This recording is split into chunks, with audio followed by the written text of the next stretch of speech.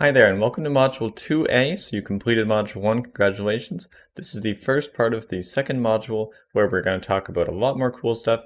Right now, you can actually build decent programs with what you have already, but there's a lot to go, and let's get started. If you have not enrolled into the course, please subscribe to the channel, and let's get started.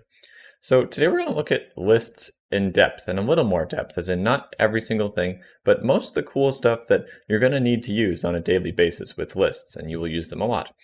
So some of the cool stuff you can do, we can show very easily with just a simple list. So say we had 1, 2, 3, 4, 5.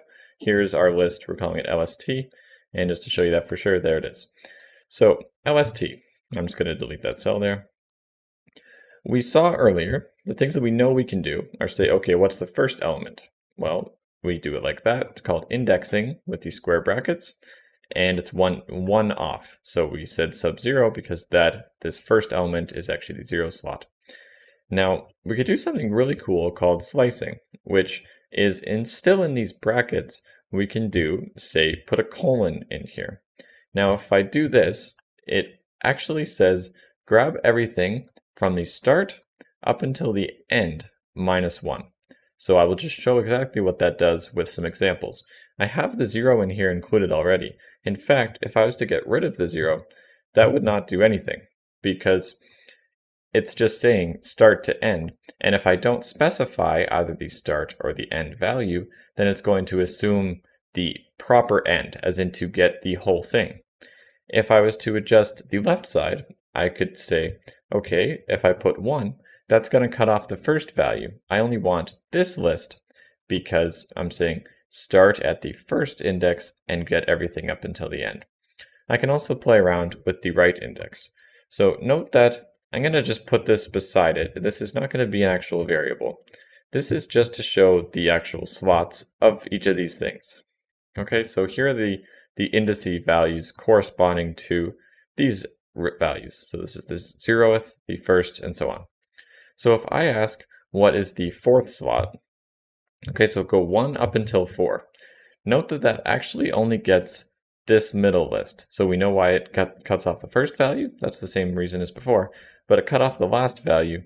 Even though I specified I want up until this spot, it's because, again, it is not inclusive on the higher end. You'll notice this theme in Python pretty much every time it makes sense, because it is just always going to say, do not include this value. You have to include the value that's past it, because it's going to take -1 on that every time.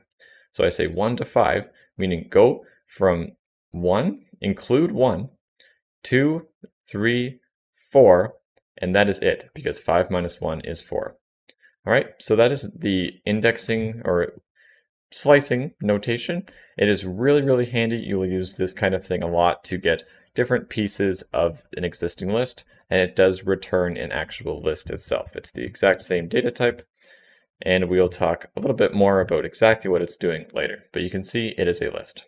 Okay, we know already that you can ask the length of a list. So if I was just to ask what the length of the list is, and I'm going to remove those square things there, the length is 5. We've already seen that before. We have also already seen that you can say for val in list, and then just print val. Okay, we've seen that already as well.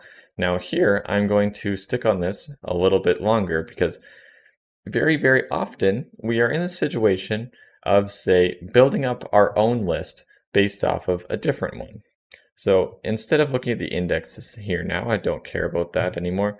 What I'm going to do is say we have an actual variable we're going to look at called list2 is equal to, say, 2, 4, 5, 7, 8, 9. That's just for fun. And we do not have this thing anymore. So say what we wanted to do is keep a list, or return a list if we were making a function. We want to make a list that has only the even values in this list.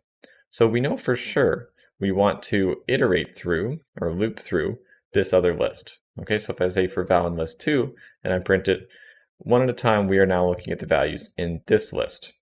But if we only want to keep the even values, for example, and that's just some example of some function of this list, what I want to do is start a list from scratch. So I'd say, okay, return list. So that is just the list that I'm going to, try and keep and build up. So return lists are actually, to make it even more sense, I'll just say even vals is equal to this list. And so right now the list is nothing. I'm saying, okay, start from scratch. I have nothing in this list. And then for val in list 2, I only want to keep it if it's even. So we already saw before with the project how I would do that. I would say if val mod, so percent mod 2, and I'll put that in brackets just to make sure it does this first. Again, we'll talk a lot more about that later. If val mod 2 is equal to 0, so that means that the number is even, then I want to keep this thing. So even vals, I want to say do something to list even vals so that we get the even value in there. So we know that val is even and we want to put it in our list. So to do that, we would do even vals dot append val. Okay, so that what this is saying is put it on the end of our list. So right now, at the very beginning, our list is nothing, and it's going to say, okay, we have the value of 2, that is going to trigger the if because it's even, and then we're going to append even vals with val. So it's going to put 2 to the end of our empty list, so then it'll be 2. The same thing will happen with 4, and it's going to put that on the end, so it would then be the list of 2, 4. We would go into and see 5, except that value mod 2 is not equal to 0. We don't have an else or anything here, so it's just going to dodge that. Nothing's going to happen, and it's going to go through the loop again. 7, same thing, going to dodge that. 8, it will put that to the end of the list, so it'll be 2, 4, 8, and 9, nothing will happen, and then we're done. So we should have the list of, after we actually output what even vals is now, of 2, 4, 8. Okay, so that is append. You will very, very commonly see this pattern of looking at some other list or some other object, which we'll look at later, and build up our own list from scratch. Okay, so another way to do this, which you might want to just for style, or there's sometimes it's never actually necessary, but you might want to do this just for some reasons, is even vals plus equals the list of val. So you can actually add lists, and I'll just show very quickly that if we have the list of, say, 1, 2, 3, and I add that to the list of 4 and 5, well, that just concatenates it, meaning it puts the right onto the left and treats it as one whole object, and this itself is indeed a list. So what this is saying is whatever even values is before, just add the list of this one value. So I'm putting that value into a list. So it's going to be a list of one object or one number. And I'm going to put that to the end of our list and build it up from scratch.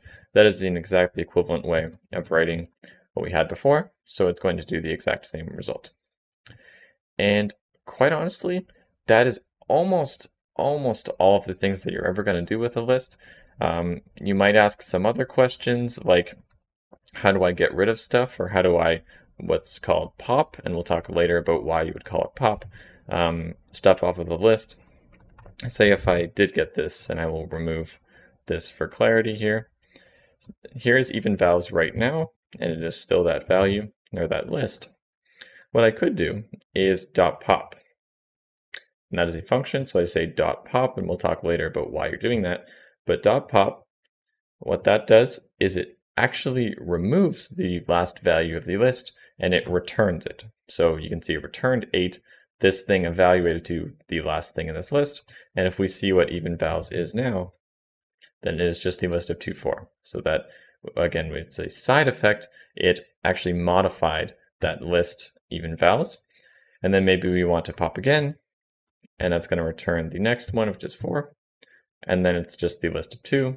Then if we were to do that again, then even vals is nothing. If we want to check if even vals has anything in it at all, then we can actually just say if even vals, and that would say print, we'll say print there is something in even vals. Okay, and so this didn't print anything because even vals is nothing. if I had even vowels is equal to the list of, say, 1, for example, then if even vowels, that does do that. Okay, so this is just an example to show if you want to know whether there is something in a list or not, you can just easily say if even vowels, and that evaluates to whether or not it has anything in the list at all. Okay, and we'll see this common theme and what this is actually doing later. These are almost all the things you're going to want to do with a list, and I'm not going to talk anymore until we need them later. So I hope you liked this lecture. I will see you in the next one.